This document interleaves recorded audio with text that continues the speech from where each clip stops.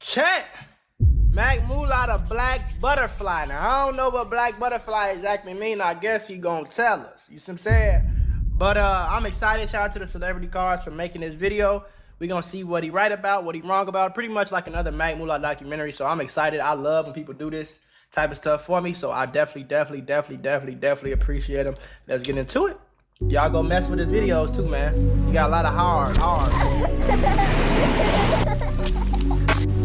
Hey, that's me.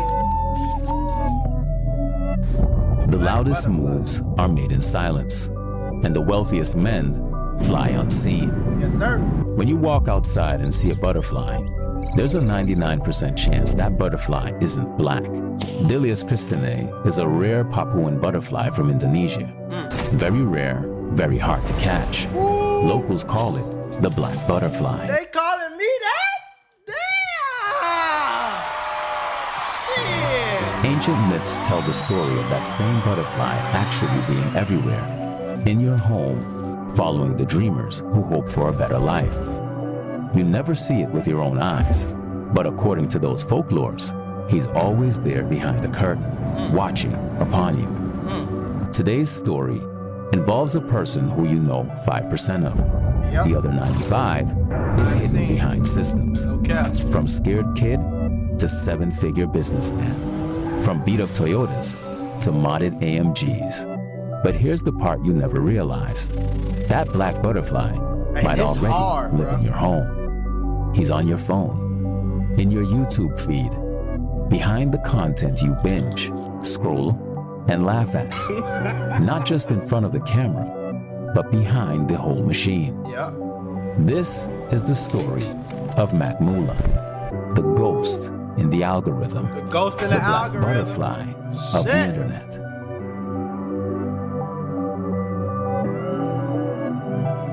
Black butterfly, the internet. Okay, I'm running with that. I'm gonna let y'all know that shit right now. I might go get a butterfly chain tomorrow. Do your homework. He just broke it down. Clown. To the ground. Trip. And you like, damn. Look at this life, boy.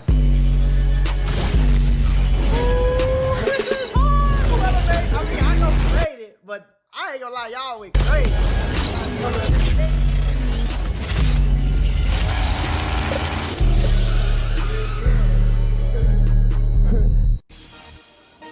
Chicago. It is a dynamic, diverse, passionate every day. city. It is a city of writers, poets, and politicians, murderers, drug dealers, and thugs. As a city, it has presided over the best of times, and it has suffered through the worst. The mid to late 1960s were among the worst of times, and one of the reasons was the gangs. Our story begins in America's hotspot. Not for fame or riches, for violence and struggle. Chicago barely gives you a warning. It just teaches you how to survive. Hyde Park is what they call the neutral zone. Go 10 minutes in the wrong direction, and you're on O Block. 10 more, and you're on a t-shirt. It's a pocket of peace surrounded by war, a place where kids learn how to read silence and what it means when a car slows down. That's where Miles Caldwell was born. Damn, niggas got my real name on this motherfucker? No silver spoon, no camera crew, just concrete, chaos, and a mother doing her best to keep the walls from closing in. At 2 years old, he was gone, moved with his mom to Long Beach, LA, chasing a break from the tension. No U-Haul, just a 97 Toyota Camry with 100,000 miles and a dream that felt even older. 4 years later, they were back in Chicago, right where they left off, right where danger still lived around the corners. But something had changed. Not the city, him. Because once you've seen two coasts, two struggles, and two lives before age 10, you stop waiting for someone to save you. You start becoming the black butterfly. So, like, don't get discouraged, people, if you're new to YouTube. Don't get discouraged if you like have 2 views. That means you gotta keep trying. You have to do research. The research such as what's popular on YouTube. I was like probably 10. I was 11. I was 11 right here. Compete against billions of people, maybe millions of billions of people inside of YouTube. It's crazy to watch. I ain't watching this shit. But just Don't give up. Hope this help to the YouTubers who are new and don't have a lot of views. Just don't give up. Remember that. Okay. Bye. I didn't give up, nigga! By 2011, Mako was 13 years old. That age, it's when a boy doesn't know who he is yet. So he becomes whoever's around him. And for our boy, around him meant older homies, 16, 17, 18-year-olds already waist deep in a lifestyle built on survival, where feelings get tucked and pistols get pulled. Mula, he wasn't the tough guy. Nope. He wasn't out there fronting like he was invincible. Nope. Matter of fact, he was scared. Scared as But hell. everybody was scared. And when fear mixes with Everybody loyalty, was scared. I'm just one of the niggas that will tell you, like, nigga, I'm scared as hell. I hope I don't. Nigga, fuck.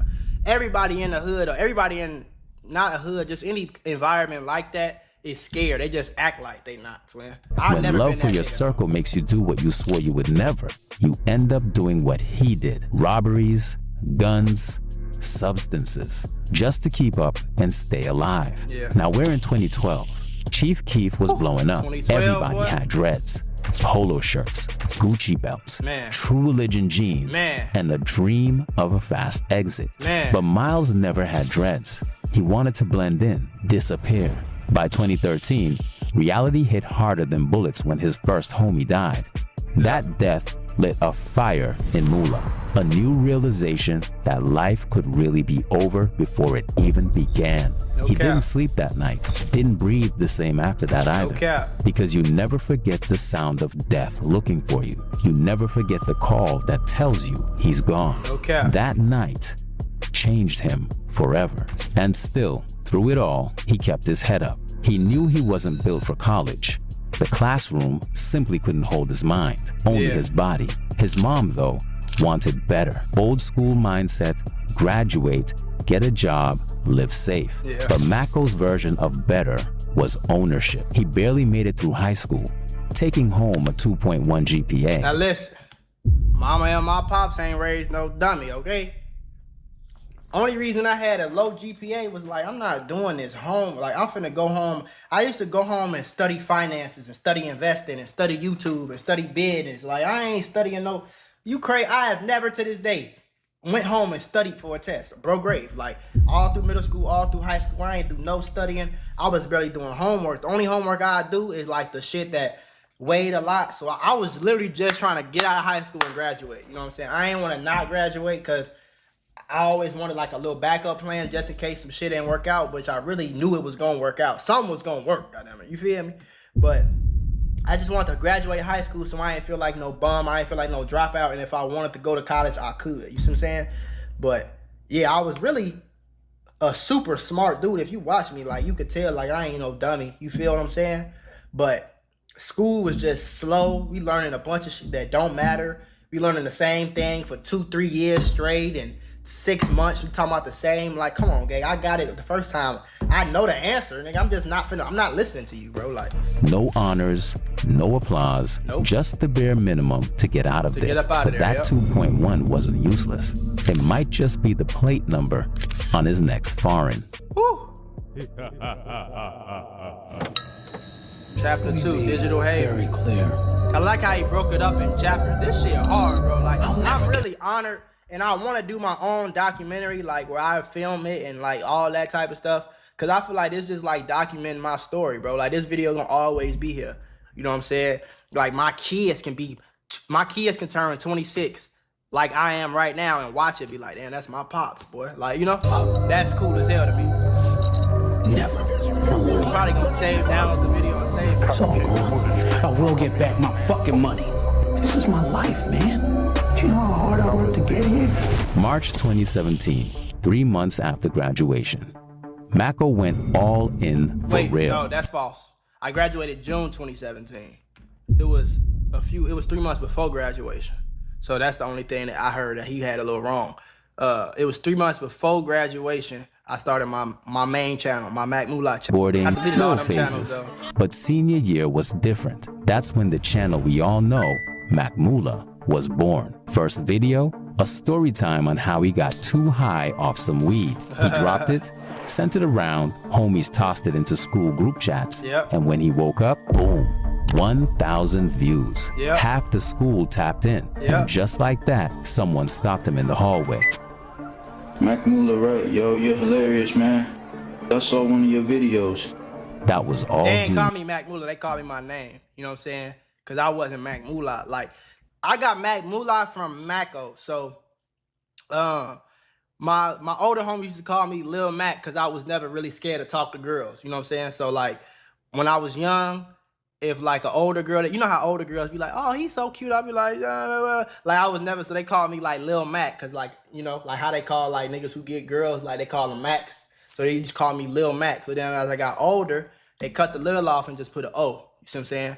It's like, you ain't Lil Mac no more, you Mako. So I just took that and ran with it. You see what I'm saying? So then I didn't think Mako was gonna stick, so I just did Mac Mula. I really don't know where that shit came from, bro, but needed. From 2017 to 2020, he just kept doing story times. Yeah. He was also doing music, rapping a little bit, but not for the good reasons. At the end of the day, he just wanted moolah. yep. Are underway in the city of Atlanta. Welcome to 11 Alive News from our studios in the Global Olympic Village, and we welcome the world to Atlanta. By his 22nd birthday, Mako had moved to Atlanta with his boy G-Dot, still doing Yes, sir. YouTube, maybe 8,000 or 9,000 subscribers at the time. Yep. He dipped his toes into marketing, helping Yep. rappers with Instagram posts, branding, shout-outs, $150 per month here, $200 per month there. Yep. He was door dashing on the side as well, Yep. refusing to get a 9 to 5. Refused. Then And came I ain't gonna lie, that was one of my biggest mistakes. On God, like, if I know what I know now, if I could go back, nigga, go get you a job at Walmart. You hear what I'm saying? Pay your bills, pay your rent, use the rest of the money to invest, promote your YouTube channel, whatever you want to do, and then eventually it'll blow up. But I have refused to get it was just like a personal thing between me and G-Dot. Like, we ain't getting no job. And I don't regret it because that's how we got here. Like, that mindset, we like, listen, bro, we ain't getting no job, gang. So what we finna do? We eliminated job out of our mind. So that kind of like forced us to figure it out. You see what I'm saying? So that worked for us. But most people, I tell you, like, bro, go get a job, gang. Go get a job, get enough money to pay your bills, work on the side, use that money to do this, do that. That's the lot easier route. Doing what me and G-Dot did, bro, it'll work for some people, but for most people, it ain't gonna work. You see what I'm saying? Dogecoin. He watched his little stack flip into $10,000. Yep. That same marketing hustle looped him in with a couple dudes in real estate. One deal got him a $30,000 check. He split it down the middle with his boy, from $10,000 to $25,000 in just It wasn't me, it was both of us. You know what I'm saying? But really, G-Dot played a huge part in that shit because G-Dot was more like he was like the person that put all the business together. I was more like the creative mind.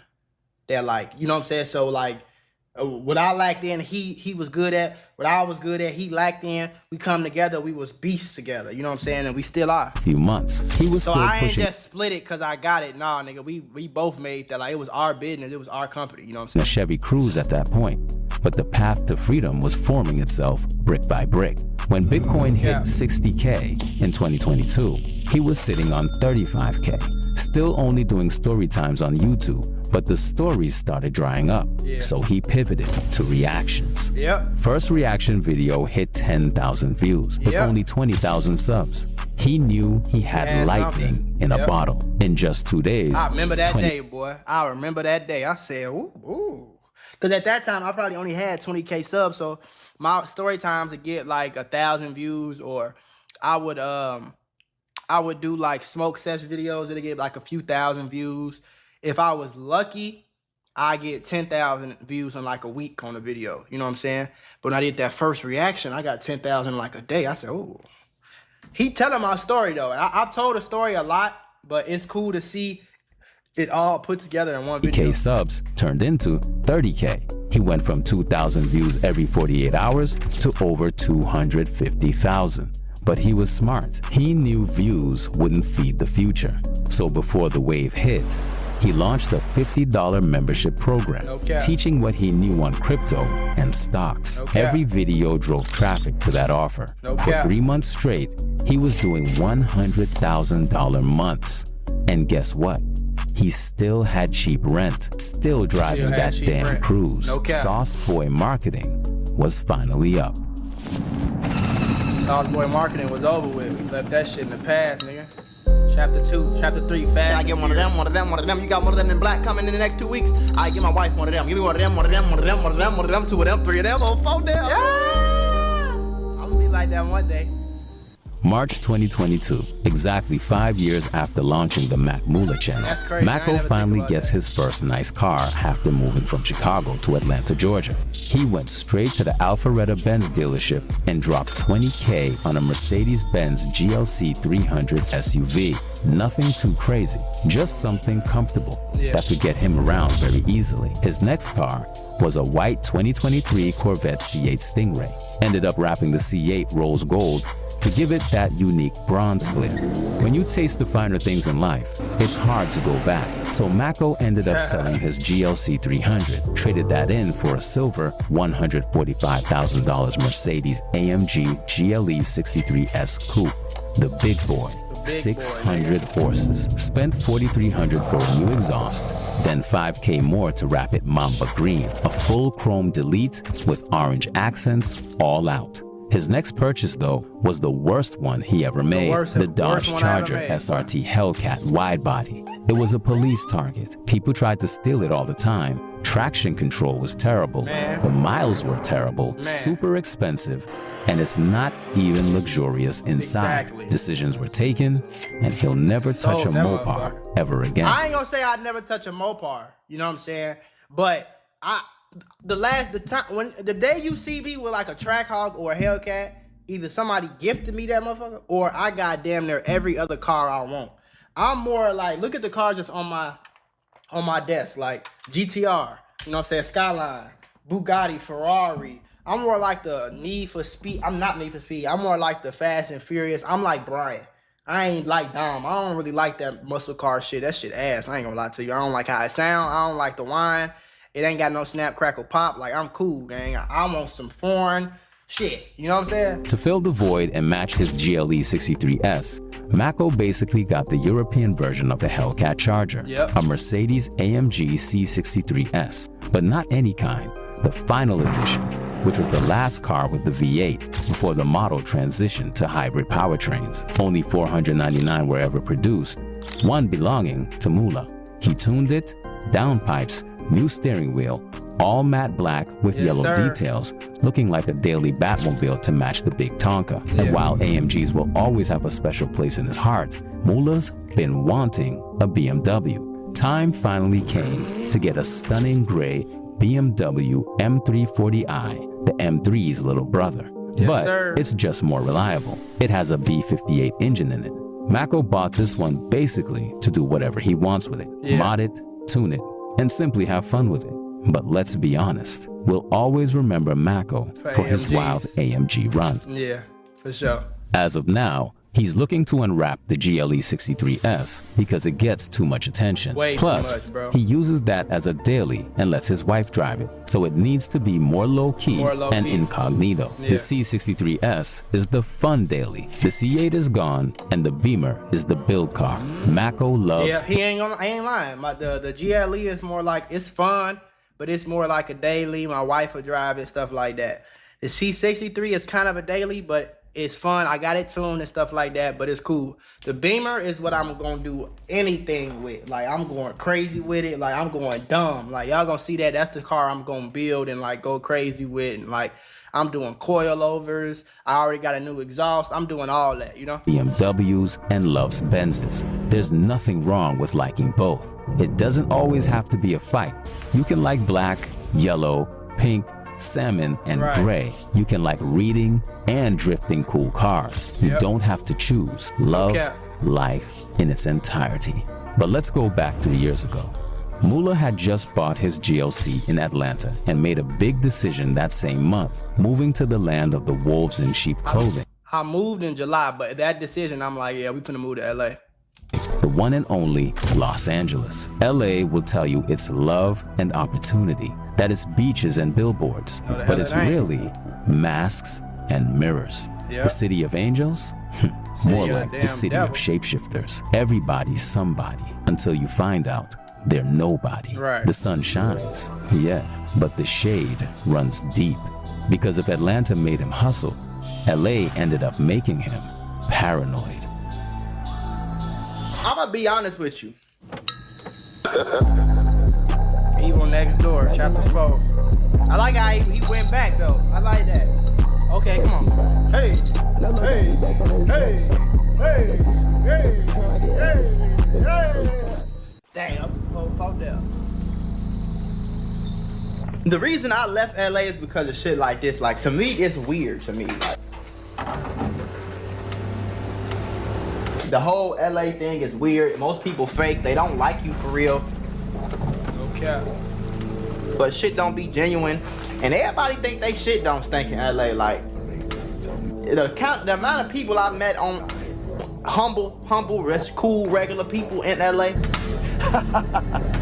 I could probably count on my hand. Do your homework.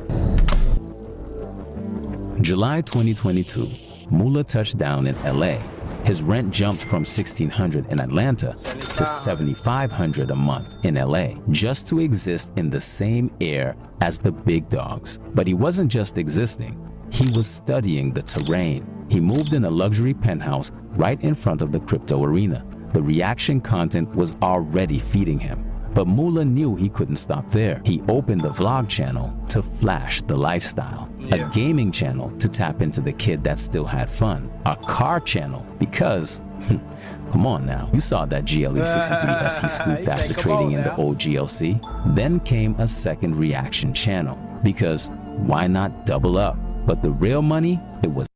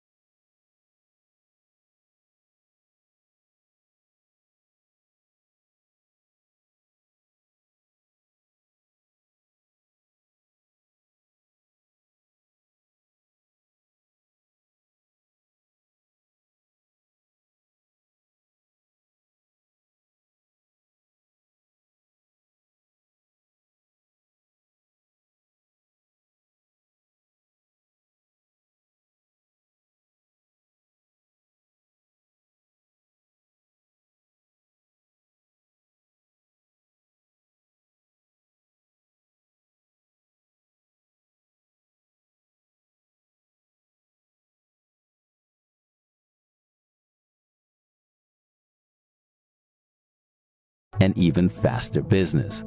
But this wasn't no retirement. This was a reset, a better battlefield. Okay. Because Mako wasn't done expanding, not even close. Nowadays, Mac Mula's counting at least 50 YouTube channels. How many do you know about? Maybe about 7 or 8. The rest are being operated in the shadows. Because don't get fooled. Every single thing you consume on a daily basis is actually owned by people you wouldn't give a 1-second look at in public. Okay. The person that makes the most money is the person not on the camera.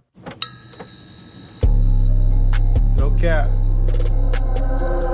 No cap. Like, who the owner of Sony?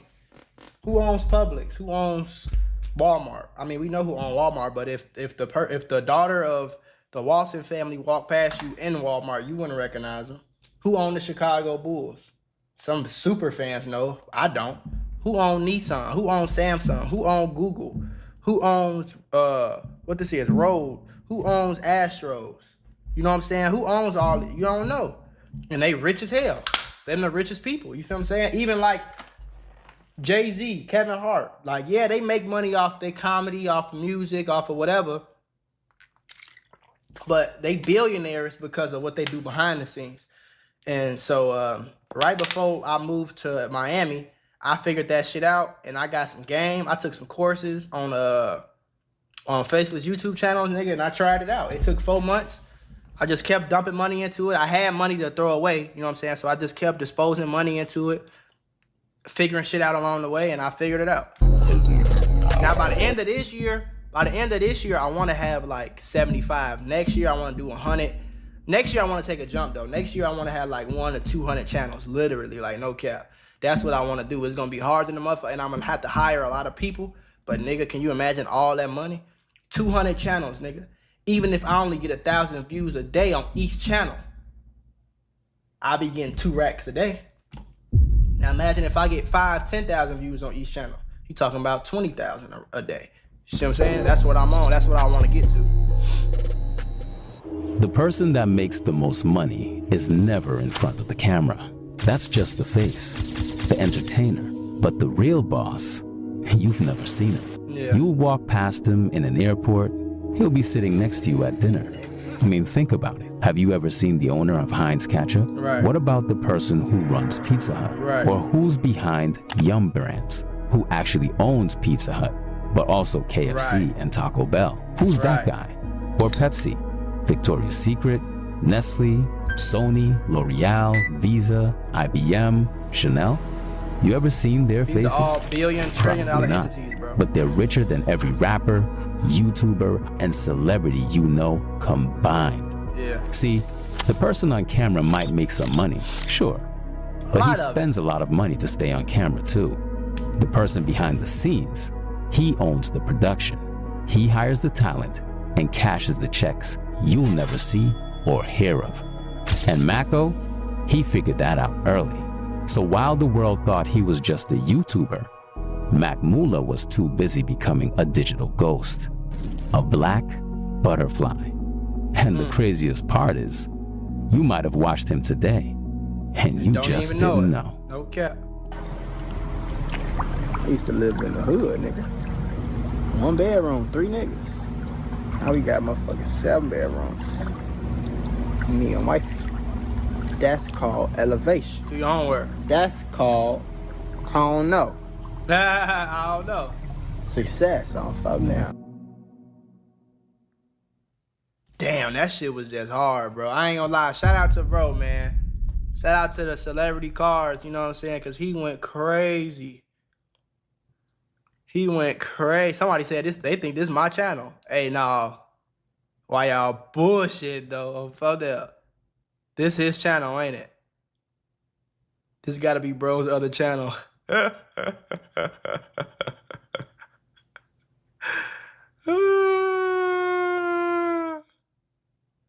No, for sure though, man. I appreciate it, man. Y'all go run this shit up, man. He got about 6,000 views. Usually his videos take a little second to blow up, but his celebrity cars, he has covered me in the past.